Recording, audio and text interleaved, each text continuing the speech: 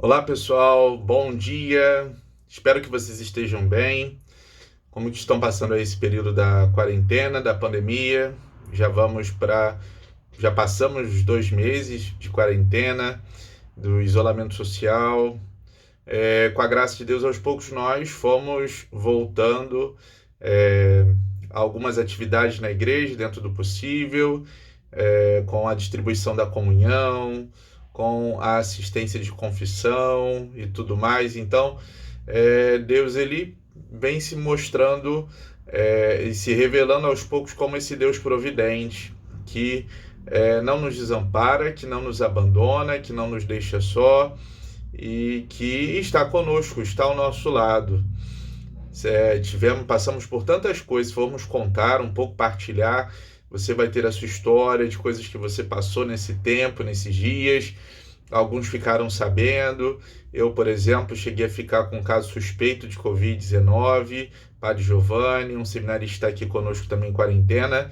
Os outros, nós temos um grupo de 5 seminaristas aqui. Um só que ficou também com sintomas muito parecidos. No final, nós 3 fizemos o exame e deu negativo. No meu caso, ainda deu positivo uma hora, tive que fazer uma contraprova. Enfim, só para partilhar um pouquinho dessas coisas que vivemos e que passamos.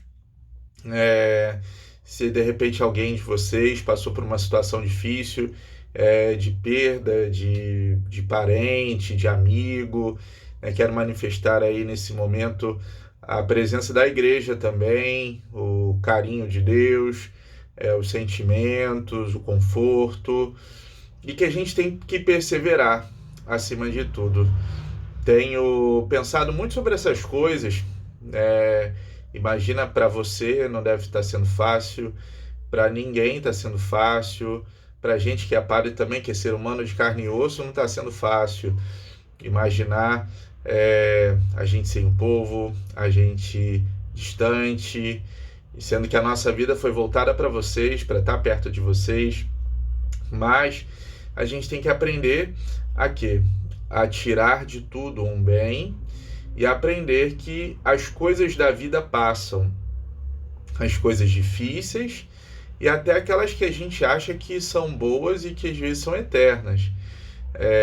Por exemplo, das coisas difíceis da vida. Às vezes você pode se lembrar de um problema seu que passou, que você achou que seria impossível de superar. De repente você que é mais jovem, terminou o primeiro namoro, ou às vezes você já é adulto e achava que aquilo seria eterno e de repente viu que as coisas foram sendo cicatrizadas e passaram. Ou às vezes uma coisa boa mesmo, a gente tinha de repente aquela turma da escola e achava que aquela turma parecia que ia ser o grupo. De repente um se foi, o outro saiu, o outro foi não sei para onde, o outro foi para faculdade, não sei do que, mas a gente tem contato com as pessoas, mas isso é para a gente ver o valor das coisas, que nós dizemos que é transitório. E a gente precisa entender esse tempo como um tempo também que é transitório, um tempo que vai passar. A gente já consegue perceber uma luz no fim do túnel, digamos assim. Olhamos outros países, que são situações diversas da nossa. Países que agora, por exemplo, estão chegando o verão. Nós agora estamos chegando o inverno. Os países da Europa estão lá agora nessa fase da primavera. Agora em junho começa o verão. Estados Unidos. Nós estamos ingressando no inverno, o pior período para a gente. Mas, mesmo assim, sabemos que daqui a pouco vem a primavera. E é isso que a gente tem que entender dentro da lógica das coisas de Deus, das coisas espirituais, daquilo que é da nossa igreja também. E a minha grande palavra para hoje, nesse sentido, assim, para vocês, é a seguinte: perseverança. A gente precisa continuar. Você que é catecúmeno, você que já é batizado e de repente vai receber apenas a confirmação, a crisma, eu gostaria de dizer para você: persevera, continua, não desiste. Existe uma passagem bíblica que eu separei para a gente poder refletir um pouquinho sobre isso, que é a passagem de Lucas, capítulo 18, do versículo 1 ao 6. Do versículo 1 ao versículo 5. E diz assim: propôs-lhe Jesus uma parábola para mostrar que é necessário orar sempre, sem jamais deixar de fazê-lo. Havia em certa cidade um juiz que não temia Deus, nem respeitava pessoa alguma. Na mesma cidade vivia também uma viúva que vinha com frequência à sua presença para dizer-lhe: faze-me justiça contra o meu adversário. Ele, porém, por muito tempo não o quis. Por fim, refletiu consigo: eu não temo a Deus, nem respeito os homens.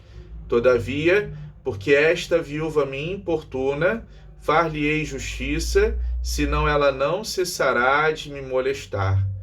Vamos continuar até o versículo 8. Prosseguiu o Senhor: ouvis o que diz este juiz injusto? Por acaso não fará Deus justiça aos seus escolhidos, que estão clamando por ele dia e noite? Porventura tardará em socorrê-los? E até o versículo 7, melhor falando. E esse texto de Lucas, ele é um evangelista muito legal da gente usar essa palavra assim, da gente ler. Muito profundo, é um evangelista que traz algumas diferenças em relação aos outros. Por que Lucas faz isso, né? Não que Lucas inventou coisas que de repente inventou da cabeça dele, mas porque cada um tem um tipo de convivência e se lembra de alguma coisa. Igual se a gente tiver uma roda, de repente, de irmãos, um vai se lembrar de uma coisa, o outro disso eu não me lembrava, mas você falou mesmo, né? E é como se eles fossem se lembrando dos fatos de Jesus e fossem escrevendo. E Lucas, ele era uma pessoa que tinha uma personalidade muito detalhista. E ele fala muito sobre duas coisas que os outros evangelistas também falam, mas de uma forma um pouco diferente. São Lucas, ele fala especialmente da oração e da misericórdia. E quando ele fala da oração, ele fala da oração que Jesus ele ia muitas vezes ao monte para rezar, ele fala da oração dessa forma de Jesus dele lidar diretamente com o Pai na sua intimidade. Então, São Lucas, ele é esse evangelista que fala muito sobre isso. Mas também, São Lucas, ele fala sobre a questão da misericórdia do Pai. Ele que conta a parábola do filho pródigo, ele que conta a parábola daquelas 99, daquelas 100 ovelhas, se uma se perde, o pastor ele vai deixar as 99 para trás daquela uma perdida. E São Lucas, ele também fala da oração com uma característica muito profunda. Esse texto que está aqui, nenhum outro evangelista vai contar. Se você for olhar lá, tiver curiosidade, quero ver o que Mateus vai falar. Quero ver se Marcos fala, se São João fala. Você não vai encontrar nada. São Lucas, ele fala. E ele comenta da oração que tem que ter uma característica muito cristã, uma característica, digamos, dos fortes, que é a perseverança. E ele fala dessa característica usando essa parábola de uma mulher que viúva, e a viúva na Bíblia era uma mulher, primeiramente, né, a mulher na época de Jesus, ela era tida como uma pessoa inferior ao homem. Depois, dentro da sociedade da época de Jesus também, uma outra característica, a viúva, ela ainda era menor ainda, porque ela não tinha o sustento do marido, do homem. E ela não tinha a quem recorrer. E ela eu vou recorrer a quem? Não tenho marido, vou fazer o quê? E ela fica no pé do juiz. Olha, eu preciso, faz justiça na minha vida, até que chegou o momento que o juiz falou: bom, essa mulher, ela tá aqui tanto no meu pé, porque por causa da perseverança dela, eu vou atender. Quando a gente persevera, a gente alcança grandes frutos. E esse evangelho, ele fala para nós disso. A perseverança gera em nós. A perseverança na oração, ela gera em nós a graça de Deus para poder fazer os vídeos assim, né? É o problema do caminhão que passa, alguma coisa que passa aqui com a gente, né? Então, a gente, quando reza, a gente alcança as graças de Deus. E quando a gente persevera na oração, a gente vai recebendo graças que às vezes a gente não tinha nem noção. Essa mulher alcançou o que ela precisava porque ela perseverou na oração. E nós precisamos aprender a perseverar. Não só na nossa oração. Agora vamos transferir isso para a realidade, especialmente você, que está se preparando para receber os sacramentos da iniciação cristã. Sejam os 3, seja só a primeira comunhão e a crisma, ou seja só a crisma, enfim. Para você ser esse cristão que a gente fala completo.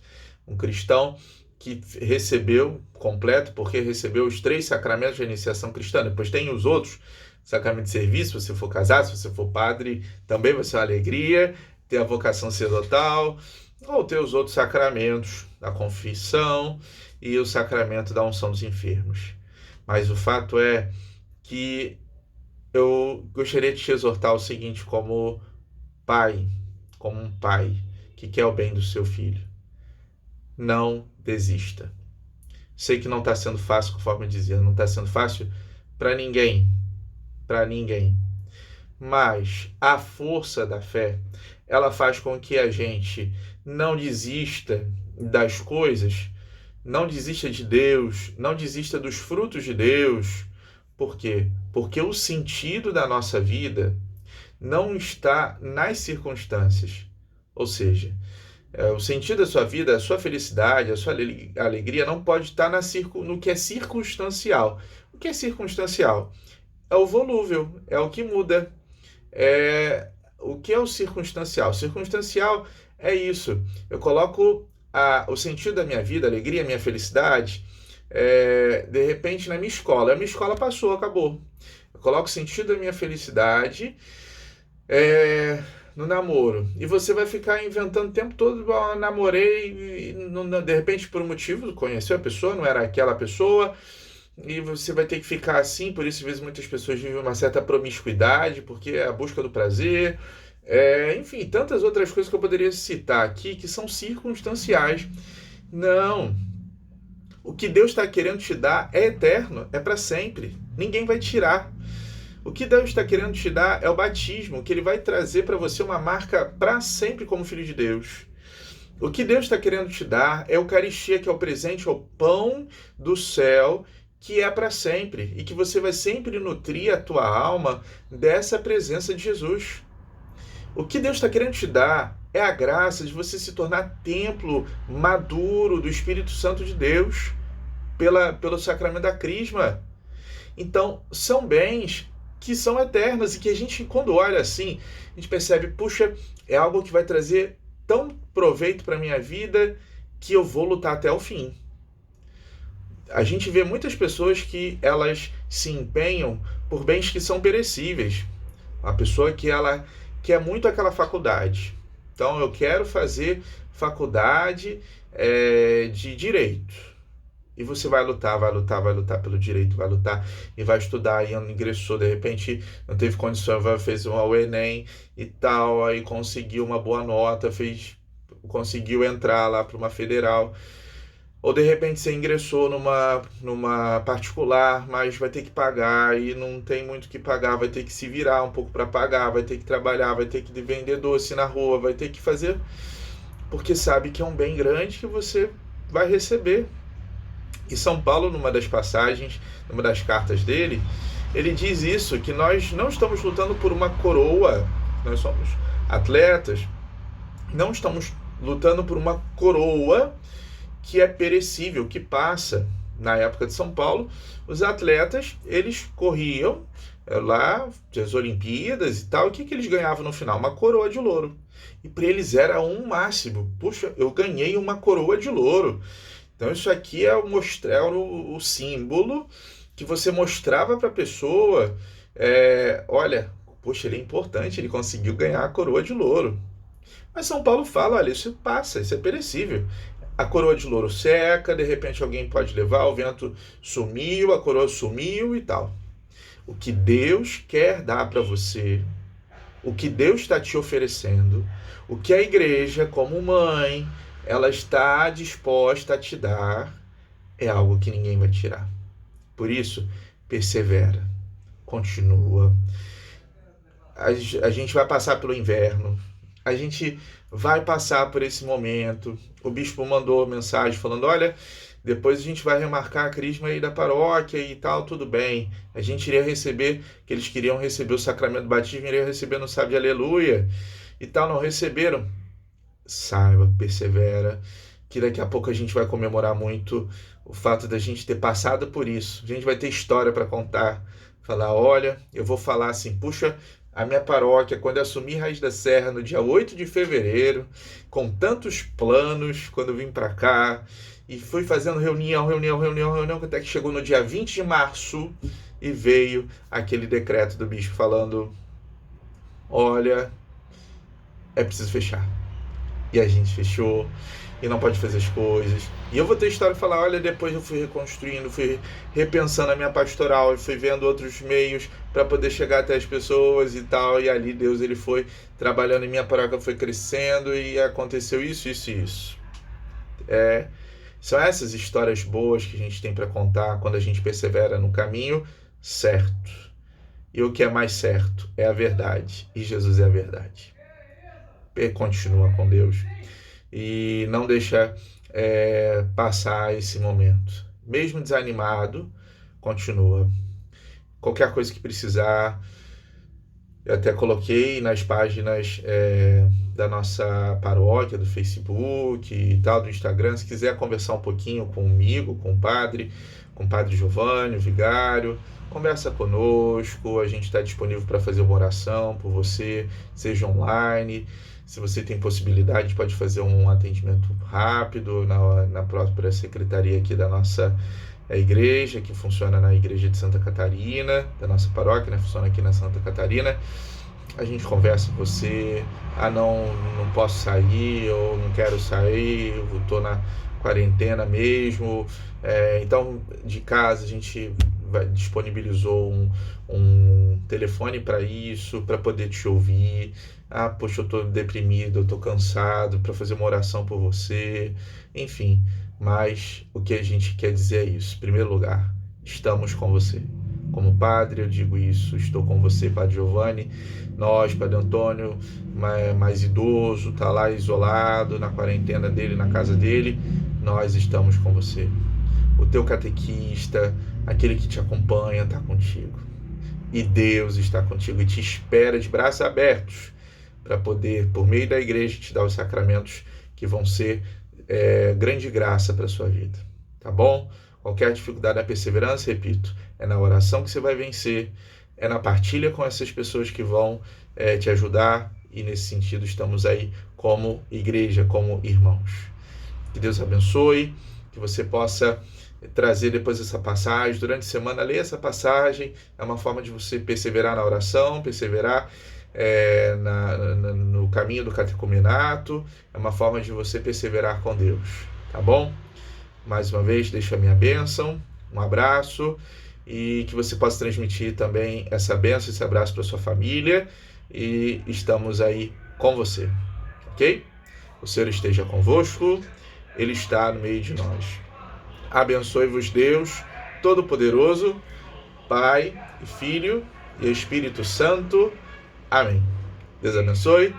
No final estamos aí terminando com o carro, que acho que é do gás, que está aqui passando do lado da Casa Branquial. Um abraço, fica com Deus.